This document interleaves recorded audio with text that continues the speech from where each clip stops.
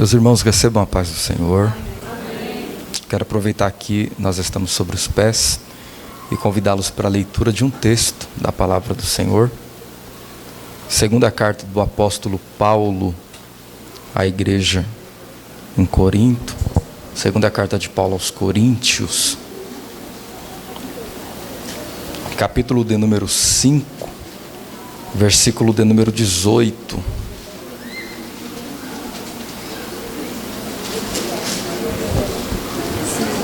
Segunda carta de Paulo aos Coríntios, capítulo de número 5, versículo de número 18, até o verso de número 21.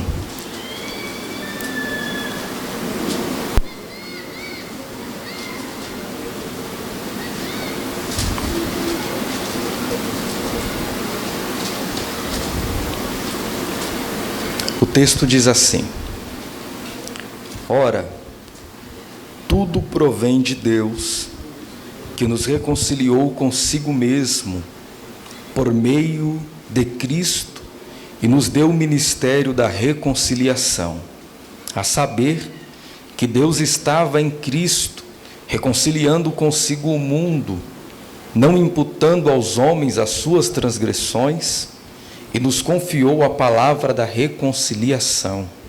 De sorte que somos embaixadores em nome de Cristo, como se Deus exortasse por nosso intermédio, em nome de Jesus, pois rogamos que vos reconcilieis com Deus. Aquele que não conheceu pecado, ele o fez pecado por nós, para que nele fôssemos feitos justiça de Deus. Curve sua cabeça, eu quero orar mais uma vez junto com vocês. Senhor nosso Deus e nosso Pai, em nome de Jesus Cristo, teu Filho, é que nós estamos na tua presença e diante da tua palavra nós queremos pedir ao Senhor, fala conosco esta noite, fala conosco neste dia que nós mais uma vez vamos se assentar na sua mesa e participar do corpo e do sangue do teu Filho. Senhor, os louvores que foram entoados a ti prepararam o nosso coração, e esta é a tua hora. Glorifica o teu nome, e na proporção que o teu Espírito trabalha em nós e por nós, nós glorificaremos o Senhor da forma como o Senhor merece ser glorificado. Por isto, fala conosco, fala com a sua igreja. Não nos deixe ir embora sem antes termos ouvido a sua voz. Fala conosco. É o que nós te pedimos em nome de Jesus o Cristo. Amém e amém. Muito obrigado, podei tomar assento. Deus abençoe. Os que puderem permanecer com a Bíblia aberta, fique à vontade. Que Deus abençoe a vida do pastor Moisés, muito obrigado pela oportunidade. Todos os obreiros desta casa, muito obrigado. Deus abençoe a todos. Pastor Moisés, sua esposa e todos os que estão aqui para vencermos mais um mês participando do corpo e do sangue do nosso Senhor. Que Deus seja louvado pela sua vida. Meus irmãos, nessa noite, Deus confiou uma palavra ao meu coração e eu quero transmiti-la ao seu coração, sendo fiel à palavra que o Senhor confiou sobre mim. Esta segunda carta do apóstolo Paulo para a igreja de Corinto, ou para a igreja que estava na cidade de Corinto, ela é considerada pela maioria dos estudiosos ou eruditos, como a epístola mais pessoal do apóstolo Paulo. Há uma mudança de tom entre a primeira carta e a segunda carta, e isto é muito claro. Alguns consideram a primeira carta que o apóstolo Paulo envia para a igreja em Corinto como uma carta de disciplina. Chegaram até a intitular esta carta como a carta severa. Se nós observarmos, na primeira carta o apóstolo Paulo trata de pelo menos 6 problemas internos que a igreja estava passando. do capítulo 1 ao capítulo 16 da primeira carta, você pode observar que o tom de Paulo é um tom exortativo e ele trata de forma severa para se sanar os problemas e as dificuldades que a igreja estava passando. Mas nessa segunda carta, nós podemos observar que é uma carta um pouco mais pessoal. Um escritor chamado Simon Kistemaker, um comentarista do Novo Testamento, ele diz que nesta segunda epístola não há, dentre as 13 epístolas de Paulo, outras cartas semelhantes a esta, em que Paulo retrata de forma ampla e profunda os seus sentimentos. Paulo retrata de forma ampla e profunda as angústias espirituais que ele estava passando, as dificuldades físicas e os problemas emocionais. Em nenhuma outra carta escrita pelo apóstolo Paulo nós encontramos com tanta profundidade os relatos que Paulo faz sobre os problemas que ele próprio estava enfrentando. Se nós observarmos, nesta segunda carta, Paulo faz uma lista por 3 vezes consecutiva dos problemas que ele estava passando. A primeira lista que Paulo descreve dos problemas dele está no capítulo 4, do versículo 10 ao 13. Paulo conclui que os sofrimentos que ele estava passando tinham um propósito. Nesta primeira lista do capítulo 4, Paulo deixa muito claro que todos os sofrimentos que ele estava enfrentando resultariam na glória de Deus e estavam acontecendo para a glória de Deus. A segunda lista de problemas que o apóstolo Paulo cita nesta carta está no capítulo 6, do versículo 3 ao verso de número 10. O apóstolo Paulo confessa que os sofrimentos que ele estava enfrentando tinham como propósito confirmar a pureza e a fidelidade do ministério que Deus havia confiado para ele. Para Paulo, o sofrimento era uma confirmação que ele estava mantendo o ministério que a ele foi confiado de forma pura e de forma fiel. A terceira lista de sofrimentos que Paulo cita nesta segunda epístola está no capítulo de número 11, do versículo 23 ao 28. Paulo conclui que os sofrimentos dele tinham como propósito comprovar que ele era uma pessoa útil e fiel, que tinha fidelidade a Deus. Então veja bem, se esta carta é a carta que mais relata os sofrimentos do apóstolo Paulo, a conclusão dos sofrimentos dele era: primeiro, os meus sofrimentos são para a glória de Deus. Segundo, os meus sofrimentos são uma prova da minha pureza para Deus. E em terceiro, os meus sofrimentos são uma prova que eu estou sendo útil para Deus. Nós percebemos isto porque a carta termina e no final da carta nós vemos mais uma vez Paulo relatando um problema pessoal. E o final desta carta deixa muito claro qual é o pano de fundo de toda esta epístola. Paulo, eu não tiro o espinho de você, mas a minha graça, ela te basta. E o meu poder, ele se aperfeiçoará na sua fraqueza. E o próprio Paulo diz: então eu me gloriarei nas minhas fraquezas, porque é nelas que Deus preencherá com seu poder e com a sua força. Esta segunda epístola foi convencionalmente chamada de epístola da consolação. Não esqueça disto. O tom desta segunda epístola diverge da primeira. Se na primeira o apóstolo Paulo trata de exortar a igreja, na segunda o apóstolo Paulo trata de consolar a mesma igreja. Um escritor chamado James Hastings, ele diz que esta segunda carta, ela tem como tema a palavra consolo. Toda a carta está cheia deste tema, consolo.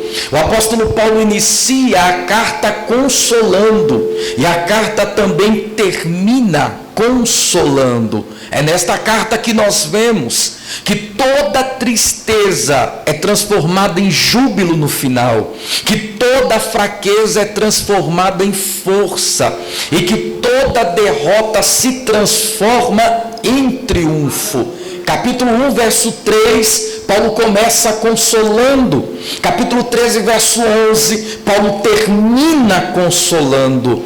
O escritor muito popular, chamado Isbel, ele diz que nesta carta nós temos por 18 vezes o verbo consolar, e por 11 vezes o substantivo consolação. Veja que se na primeira carta o apóstolo Paulo está exortando a igreja, na segunda carta o apóstolo Paulo está consolando a igreja. O que acontece é que a primeira carta, que foi tida como uma carta para exortar, teve efeito. Então a segunda carta foi enviada para consolar os que reconheceram os seus erros, se arrependeram e mudaram de atitude. Então para estes o consolo estava liberado. Deus é um Deus de equilíbrio. Se na mão dele existe o poder do juízo, na outra mão também existe a bênção da misericórdia. Se em uma mão ele possui a vara para corrigir, na outra mão ele também possui um cajado para aproximar. Se em uma mão ele possui a lista das nossas falhas, na outra mão ele possui as gotas do sangue de Cristo que pagam as nossas dívidas. Se em uma mão ele tem a palavra da correção, na outra mão ele possui a palavra da exortação. Ler esta segunda carta é observar que Deus corrige porque ama e consola os arrependidos. É ver que Deus corrige os que podem melhorar e abençoa os que aceitam a palavra da melhoria. Nesta noite, eu não tenho dúvidas que Deus veio falar conosco por intermédio da palavra dele. E há, para mim e para você, consolação para nossa alma, para nossa mente e para todo o nosso ser. Quando nós nos deparamos com esta epístola, uma das primeiras indagações que surgem é: por que esta carta foi escrita? Esta carta foi escrita por pelo menos 3 motivos, e o primeiro foi dito: para consolar os que se arrependeram a receber a primeira epístola. Número 2, para admoestar uma minoria que ainda se preservava rebelde no seio da igreja. Número 3, para exortar os falsos mestres que estavam proliferando ainda no seio da igreja. E número 4, para resistir aos ataques dos falsos cristãos que ainda haviam dentro daquela igreja. Veja que curioso, se nós lermos do capítulo 1 até o capítulo de número 4, nós vamos observar os sofrimentos de Paulo, as suas defesas pessoais. Mas no capítulo de número 5, que foi o texto que nós fizemos a leitura, o tema que Paulo utiliza muda-se. No capítulo de número 5, Paulo põe como tema principal a esperança. Se no capítulo de número 4, o apóstolo Paulo cita o desafio da sua missão, a fragilidade de todos os servos de Deus e os sofrimentos momentâneos, no capítulo 5 ele começa a falar sobre as nossas esperanças, e as esperanças que nós possuímos. Veja que o capítulo 5 pode ser dividido em pelo menos 3 esperanças que nós possuímos. Número 1, o apóstolo Paulo tem a esperança da eternidade. Na visão de Paulo, a vida não termina aqui. A vida não acaba aqui. Tanto é que no capítulo 5 ele deixa muito claro que nós estamos dentro de um tabernáculo, utilizando a mesma palavra que é usada lá em Gênesis capítulo 25, quando Deus dá ordem para Moisés montar um tabernáculo, uma tenda transitória. Então, para Paulo, nós estamos em uma tenda transitória, vai passar. Tudo isto aqui vai passar. O novo vai ficar velho. O que nasceu hoje, daqui a anos estará velho. Vai passar. Porém, quando esta tenda desarmar, for desmontada, nós iremos para outro plano. Nós iremos para outra dimensão. Nós iremos para algo eterno que não irá passar. Na mente de Paulo, nós somos seres transitórios e tudo que vivemos é transitório, é efêmero, é passageiro. E certo estava Salomão em Eclesiastes quando disse: tudo é vaidade, vaidade, vaidade. Do substantivo hebraico ebel, vaidade, passageiro, sopro, vento, bolha de sabão. Tudo isto passa, mas para Paulo, quando a vida aqui finda, a vida lá inicia. Quando as coisas aqui acabam, as coisas lá começam. Talvez seja baseado nisto que um dos pais da igreja, e há quem diga que foi o maior teólogo da igreja, Agostinho de Hipona, o africano, compôs uma poesia sobre a morte, e na poesia ele disse: a morte não é nada, nós só atravessamos a estrada para o outro lado. Eu não deixei de viver, eu apenas estou vivendo em outro plano. Eu não deixei de existir, eu estou existindo em outro plano. E para o crente a morte não é nada mesmo. Glórias a Deus. O príncipe dos pregadores do século XVIII, Spurgeon, disse: quando a morte te deixa, a eternidade te alcança. E nós damos glórias a Deus, porque eu não sei se amanhã eu estarei de pé em terra, mas eu sei que se em terra o meu corpo estiver estirado, na eternidade a minha alma estará jubilando, exaltando, adorando. Eu sei que você também tem esta esperança. Oh, bendita esperança! Glórias a Deus. A segunda esperança do capítulo de número 5, Paulo dá vários conselhos para quem pretende viver uma vida cristã. Capítulo de número 5, do versículo de número 11 até o verso de número 17, Paulo diz o seguinte: olha, se você pretende viver uma vida cristã, tenha em mente que, se você conheceu um irmão em Cristo, antes dele estar em Cristo, ele era uma pessoa, mas depois que ele passou para Cristo, esqueça quem ele foi antes de Cristo, pois a partir do momento que ele está em Cristo, ele já não é mais o mesmo que ele era antes de estar em Cristo. E Paulo conclui: porque tem aquele que está em Cristo, nova criatura é. Aleluia! E as coisas antigas, velhas já passaram. E olha que palavra forte ele usa no verso 17: e tudo se fez novo. Glórias a Deus.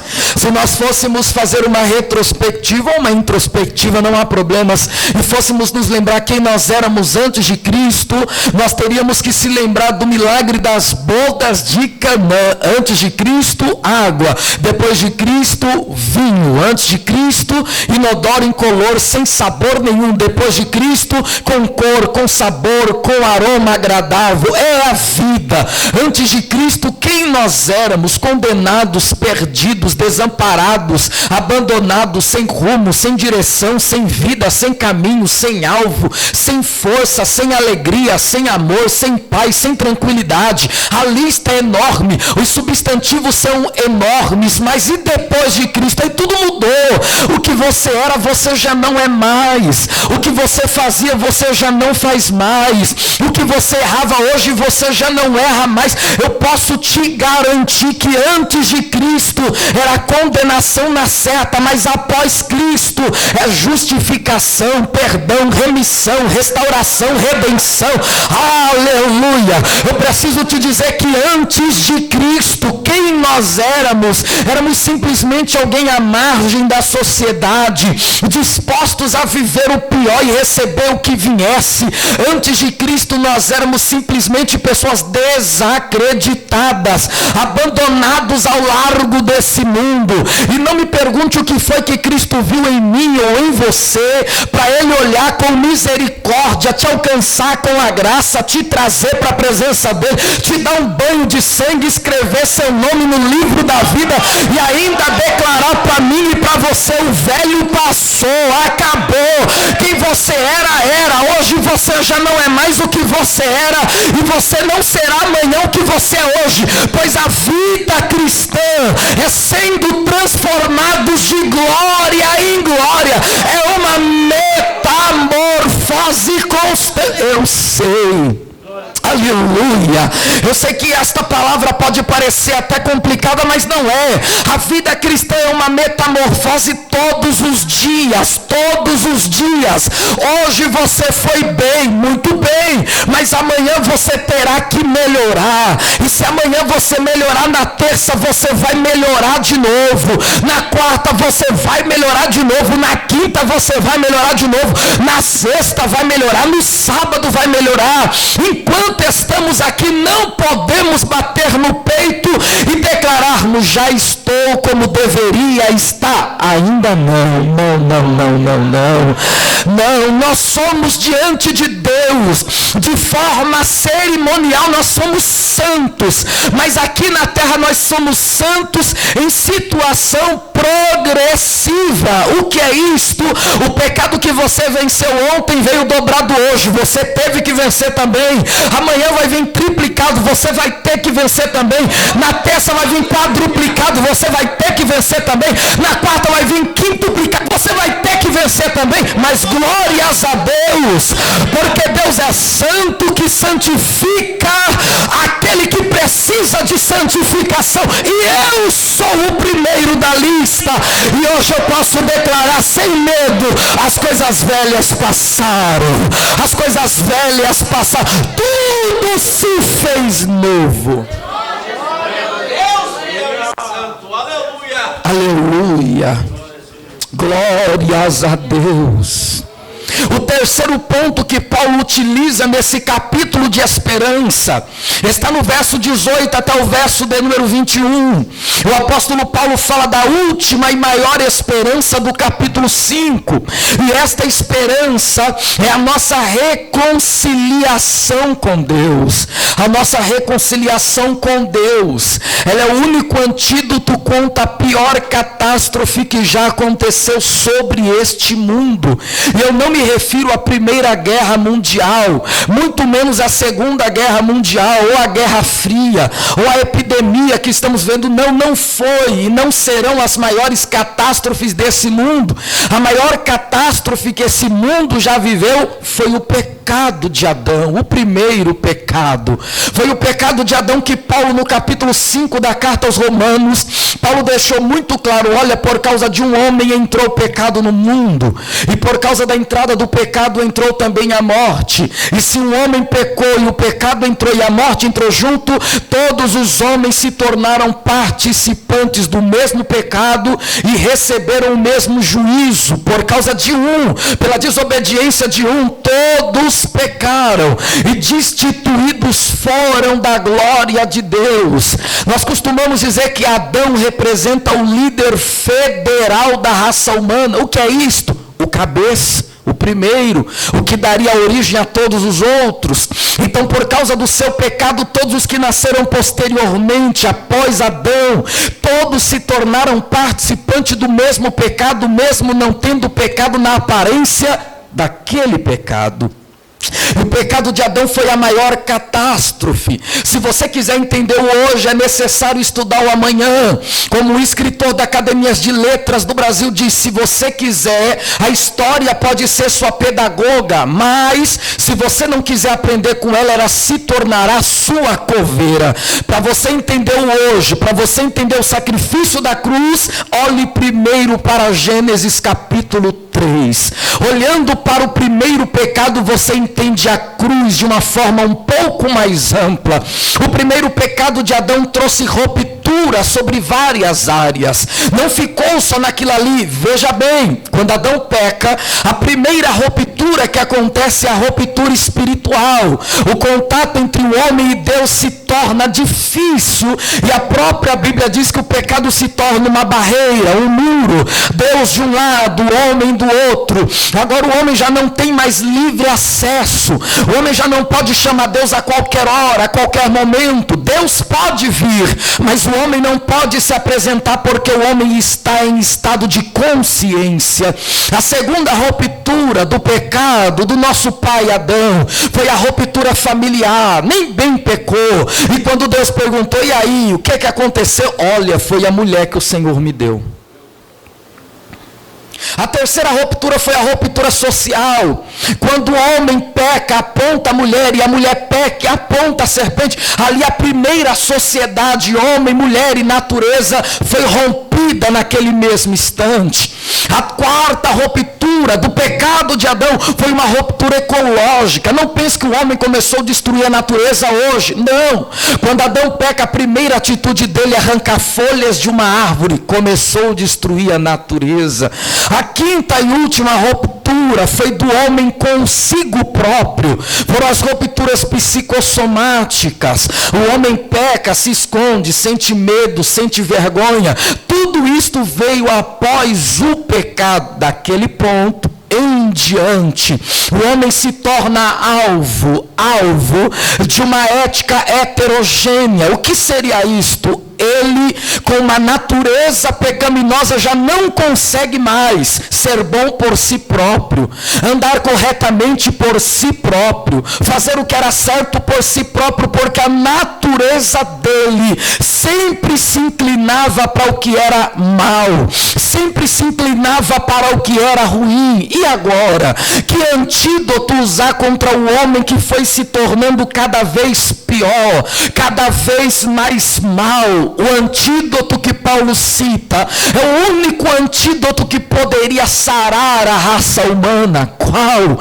Não era o homem se reconciliando com Deus, era Deus, através de Cristo, reconciliando o homem consigo próprio. E isto é algo maravilhoso. Quem errou foi o homem, quem falhou foi o homem, quem cometeu um erro de desobediência foi o homem, mas quem fez a proposta de misericórdia foi quem mais foi ofendido. Quem fez a proposta de perdão foi aquele que mais foi ofendido. A mensagem do Evangelho é esta: que o ofendido veio se reconciliar com o ofensor, que aquele que foi e sofreu a desobediência veio se reconciliar com o desobediente. Não foi o homem que subiu, foi Deus que desceu. Não foi o homem que foi Deus quem veio. Ah, irmão, isto é maravilhoso, isto é glorioso, isto é maravilhoso. Foi o próprio Deus quem veio, quem desceu, quem se aproximou para se reconciliar com o homem. E qual foi o método que Deus usou para se reconciliar com o homem que estava perdido? A humilhação do próprio Deus. Foi o próprio Deus quem se humilhou para que houvesse reconciliação entre Deus e os homens. Quando eu digo humilhação, o que nós pensamos a princípio como senso comum é, sim, Cristo se humilhou quando ele foi para a cruz do Calvário, ou melhor, Cristo se humilhou quando ele foi chicoteado no pátio de Pilatos, ou melhor, Cristo se humilhou quando ele foi preso na noite de quinta entre sexta. Nada disso. A humilhação de Cristo não começa na prisão, a humilhação de Cristo não começa no julgamento, a humilhação de Cristo não começa quando ele é chicoteado, a humilhação de Cristo não é na crucificação. Como pregador, não é. Quer que eu te lembro? Carta de Paulo aos Filipenses, capítulo 2, verso 5 ao verso 8. Paulo disse o seguinte: e ele, sendo em forma de Deus, não teve por usurpação ser semelhante a Deus, antes esvaziou-se, assumindo forma de homem, e humilhou-se, tomando forma de servo e servo obediente até morte, morte de cruz. Mas Deus o Pai o exaltou e lhe deu um nome que é sobre todos os nomes, para que ao nome de Jesus todo joelho se dobre e toda língua confesse que ele é Senhor, para a glória de Deus o Pai. Não se assuste com isso que eu vou te dizer, mas a humilhação de Cristo, ela começou quando ele desceu do céu.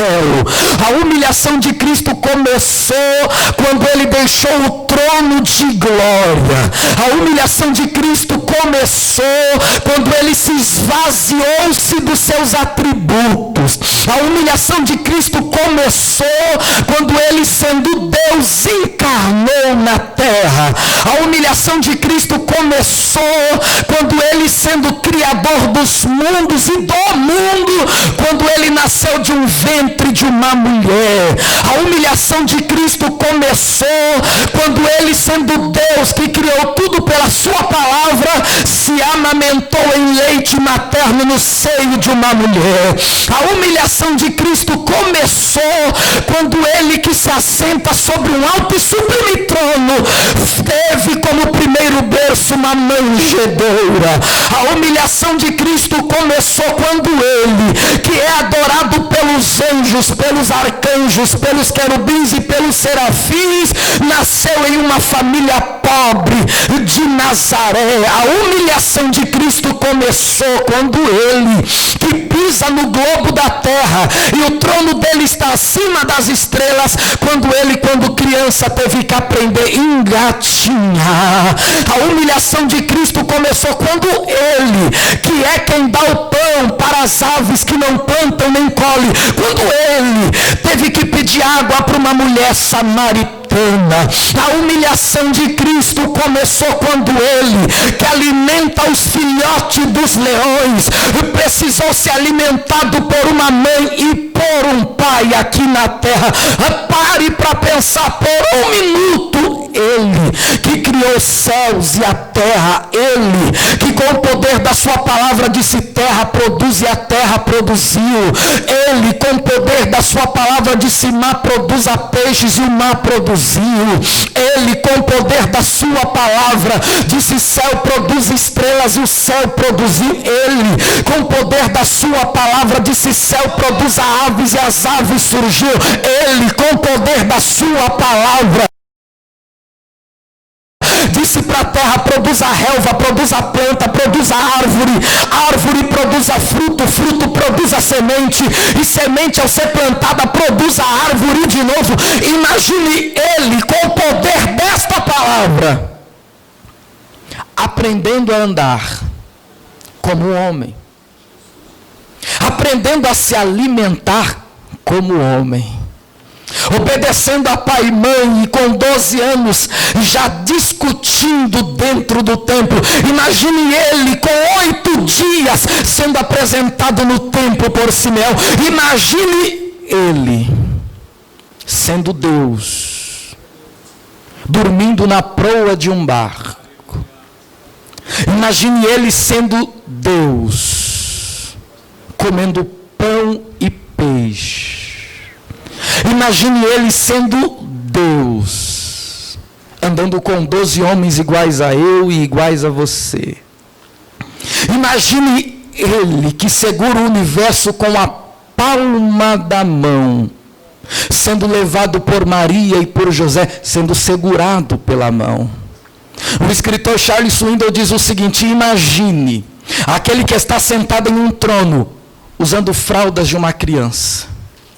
Imagine aquele que está sentado em um alto e sublime trono, engatinhando dentro de uma casa.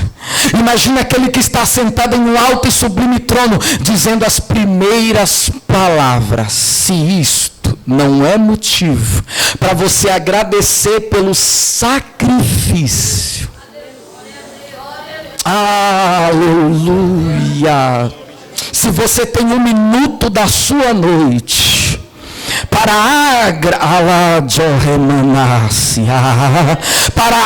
agradecer. O sofrimento não começa na cruz. O sofrimento começa quando ele sai da glória e se esvazia dela e vem ao mundo como homem de dor, homem aprovado nos trabalhos, homem que o semblante faz os outros homens não verem nele motivo para o desejar, mas ele veio como pobre. Oh, glórias a Deus. Oh, glórias a Jesus. O seu Cristo veio só por amor. O seu Cristo veio por pura bondade. Não dá para dizer para ele: eu mereci a salvação. Ele não mereceu. Vós sois salvos pela graça mediante a fé, e isto não provém de vós, é dom de Deus, para que ninguém se glorie. Não, eu dou glória porque Deus se encarnou. Ele veio como homem, ele sofreu como homem, ele lutou como homem, ele foi para a cruz como homem. Caminhando para o final, o escritor A.W. Pink diz que a morte de Cristo foi: 1, natural, ele morreu mesmo. 2, definida antes dos tempos. Cristo não era um plano B na mente de Deus, nem um plano C na mente de Deus. Antes do mundo ser mundo, o Cordeiro já havia sido sacrificado na mente eterna de Deus. E 3, a morte de Cristo foi sobrenatural. Ele não se entregou para salvar ele se entregou para salvar a todos aqueles que creem. Ele não se entregou para salvar uma nacionalidade específica. Ele se entregou para que não houvesse judeu nem gentil, mas todos fossem um só povo. Ele não se entregou para salvar pobre e perder rico. Ele se entregou para que rico e pobre diante deles fossem o mesmo. Ele vai para a cruz como homem. O escritor francês Pierre Barbet, cirurgião, vai dizer que no momento da crucificação era quase impossível de imaginar. Foi preso na noite de quinta no horto do Getsêmani. O primeiro julgamento é o julgamento religioso. Anás e Caifás vão julgá-lo. Do julgamento religioso passa para o julgamento civil, levam ele para Pilatos. De Pilatos passa para o julgamento territorial, levam ele para Herodes. Ninguém encontra uma culpa nele. E o que Isaías profetiza se cumpre, porque ele vai calado, como uma ovelha muda levada ao matadouro. Os 12 apóstolos, segundo Mike Murdock, 11 sumiram. Um se suicidou, 10 sumiram. Só um apóstolo ficou aos pés dele, que foi João, o apóstolo do amor. Dificilmente quem muito ama abandona. Quanto mais você amá-lo, menos você irá desejar abandoná-lo. Quem muito ama não abandona, fica junto. Oh, aleluia. Na sexta-feira, no julgamento de Pilatos, Pilatos vê que está chegando a semana da Páscoa. Pilatos lava a mão e diz: vocês querem que eu solte quem? Esse homem chamado Jesus, que é tido como rei dos judeus, ou Barrabás, um assassino, homem de rebelião, um homem que propaga ira contra o governo? Quem vocês querem que eu solte? E a multidão começa a gritar: solta Barrabás, mata Jesus. Solta Barrabás, crucifica Jesus. Só que a multidão não sabia, mas a boca da multidão estava profetizando a nossa vitória. Pregador como? Simples. O nome Barrabás significa Bar, filho, Rabás, filho do pai. Sabe, Jesus ficou condenado no lugar de um homem que o nome significava filho do pai. Eu era Barrabás. Você era Barrabás. Vocês eram Barrabás. Mas não foi a multidão que gritou: crucifica o Cristo e solta o filho do pai. Não. Foi o próprio pai quem definiu isto. Cristo vai para a cruz para que os Barrabás sejam livres. A cruz era para mim. A cruz era para você. O juízo era para nós, mas o Pai enviou o Filho unigênito, e o Filho unigênito se entregou no lugar dos que hoje também são filhos, e nós podemos dizer: ele foi no meu lugar, ele morreu no meu lugar. Oh, aleluia! Eu me lembrei de uma frase de um escritor europeu, C.S. Lewis, e ele disse o seguinte: o Filho de Deus se tornou homem para que os homens se tornem filhos de Deus. Foi por causa do sacrifício dele. Ele vai ser chicoteado 38 açoites com azorraga, um chicote de 12 pontas, mais ou menos 120 ou 130 marcas de flagelo nas suas costas. Pierre Barbet diz que dava para ver os ossos do seu lado. Alguns escritores dizem que os pedaços da sua carne eram soltos. Quanto mais o chicote batia, mais a carne era dilacerada, a ponto dele ser levado para o caminho do Gólgota.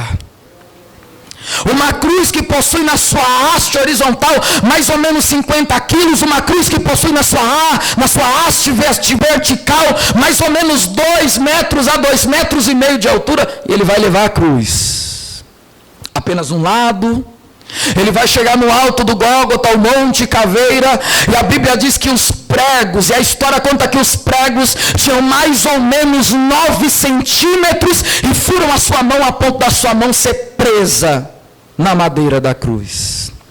A coroa de espinho, a história conta que os espinhos chegaram a tocar no seu crânio, um crânio que já havia suado sangue no alto do Getsêmani, pois os vasos sanguíneos estouraram e pelo cerebelo pingou sangue no chão. Ele vai ser posto na cruz do Calvário. Uma placa escrita em 3 idiomas, no grego, no hebraico e em latim: eis aí o rei dos judeus. Um ladrão na esquerda, um ladrão na direita. O ladrão diz para ele: se você é o filho de Deus, desce daí, se salva, salva a mim. Mas o outro ladrão olhou para ele ensanguentado, com uma coroa de espinho na cabeça, e disse: eu sei que você é inocente. Lembra-te de mim quando entrares lá no teu paraíso. Jesus olhou para ele e disse: hoje mesmo você vai estar comigo no meu paraíso. Jesus é posto na cruz ao meio-dia e fica na cruz até as 3 da tarde, a hora nona. E a Bíblia diz que na hora nona a terra já não vê mais um carpinteiro.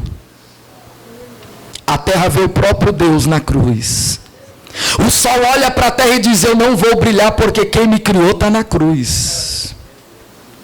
As nuvens olham para a terra e dizem: o nosso Criador está na cruz. Vamos enegrecer o céu porque não há beleza em Cristo da cruz.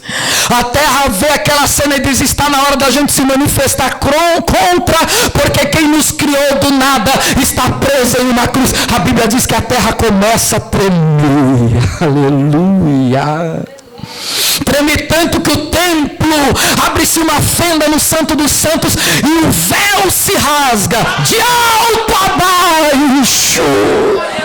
E o escritor da carta aos Hebreus diz: e hoje você pode entrar, porque o véu foi rasgado de cima a baixo.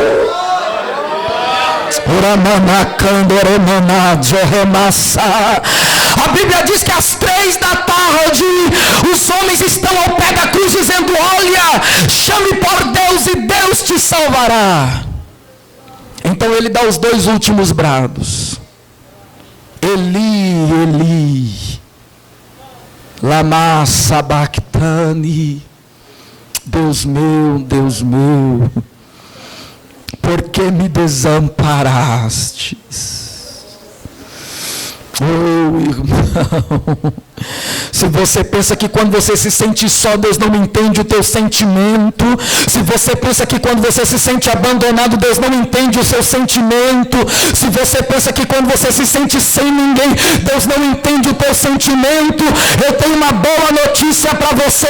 Ele também na cruz sentiu o mesmo que você sente.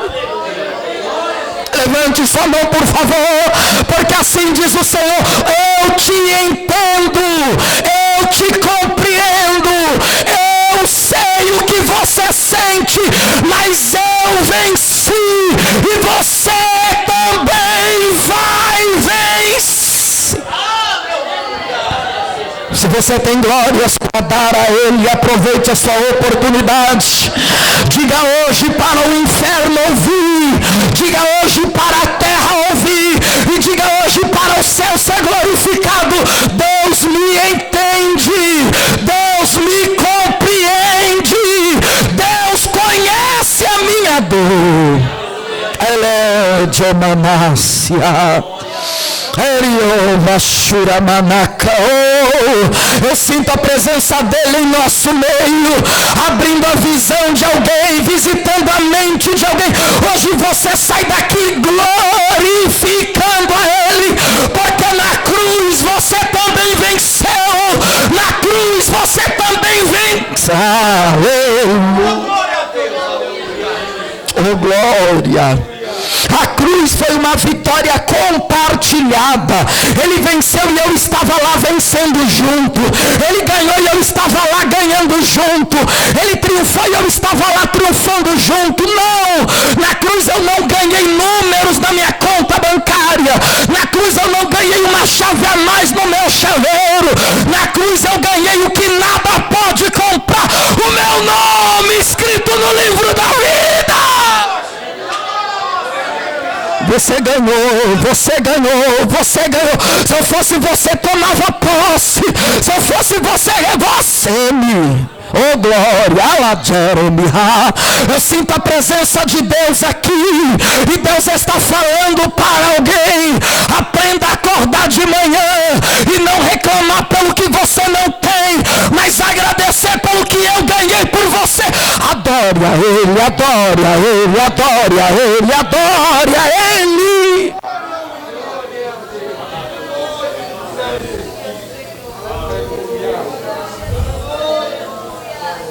Oramassi canto ramaia, oramassiande caladia manassi, emiatéria. Oh, que presença boa! Você vai pegar o pão dizendo obrigado pela cruz. Você vai pegar o cálice dizendo obrigado pelo sangue. Você vai voltar para casa dizendo obrigado pela cruz. Na segunda-feira, obrigado pela cruz. Na terça, obrigado pela cruz. Na quarta, obrigado pela cruz. Na quinta, obrigado pela cruz. Na sexta, obrigado pela cruz. Eis aqui o significado do que é amor. Amor é a cruz, é o Calvário, o púlpito onde Deus pregou o amor. Se você quer uma definição de amor, não vá ao dicionário, vá até o Calvário.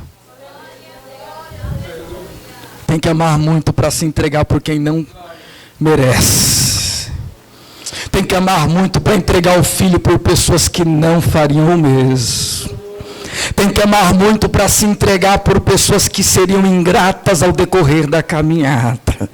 Tem que se amar e amar muito para entregar o que há de mais precioso na eternidade por pessoas que não tinham valor nenhum.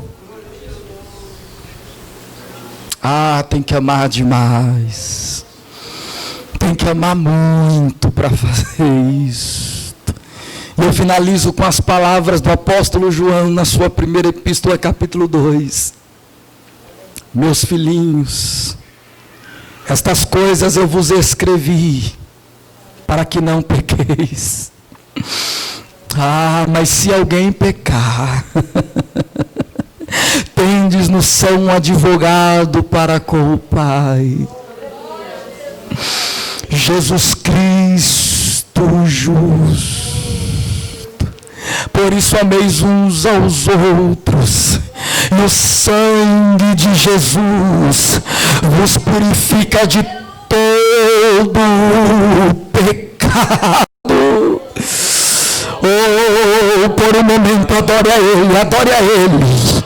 Seja renovado pelo Espírito dele, seja tocado pela virtude, glória. Sinta o perdão que vem sobre você essa noite. Sinta o sangue dele que ainda está aspergindo sobre a nossa vida. Sinta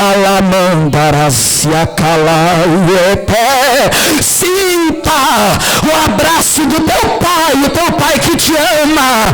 Sinta o teu Pai curar os teus traumas. Sinta o teu Pai sarar as tuas feridas. Sinta o teu Pai pegar você no colo. E assim diz o Senhor: eu sei que você está fraco, cansado, mas hoje eu te levo, hoje eu te carrego, hoje eu te conduzo, hoje eu te coloco de pé de novo. Ora Márcia, ora Machura Manacanto Ramai.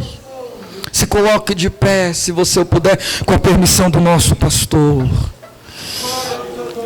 Além de recala, viavassi quemia, teio etemina canti e canti ovaziata, alaio entre oviaciater e mirante azaio. Oh, que presença de entre a maio entre face canto de omanácia, emianto de omanacala. Eu sinto a cura de Deus na alma dos que me ouvem esta noite. Seja curado, seja curado. Saia daqui sem fardo e sem jugo. Vinde a mim os que estão cansados e oprimidos, e eu vos aliviarei. Tomai sobre vós o meu jugo, que é leve, o meu fardo, que é suave, e aprendei de mim, que sou manso e humilde, encontrareis descanso para as vossas almas. Senhor nosso Deus e nosso Pai, Senhor, a palavra é de agradecimento. Obrigado pela obra do Calvário.